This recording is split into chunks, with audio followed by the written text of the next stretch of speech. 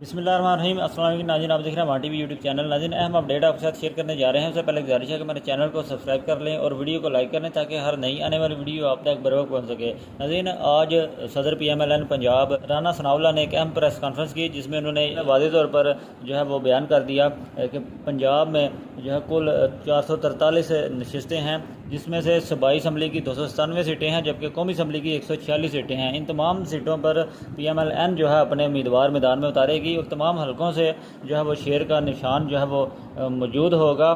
جبکہ اب بات کریں چودھری عابد رضا کوٹلہ کی، جو کہ ڈویژنل پریزیڈنٹ ہیں PMLN کے، ان کا بائی حلقہ ہے NA-71 اور PP 29 جو پنجاب اسمبلی کا حلقہ ہے، اس میں اس بیان کی روح سے کسی قسم کی کوئی سیٹ ایڈجسٹمنٹ نہیں ہونے جا رہی اور چودھری عابد رضا کوٹلہ کی جو ٹکٹ ہے وہ کنفرم ہے اور ان کا کسی بھی جماعت کے ساتھ کوئی اتحاد نہیں ہونے جا رہا اور ان کے لیے کوئی کسی قسم کا سیاسی خطرہ نہیں ہے۔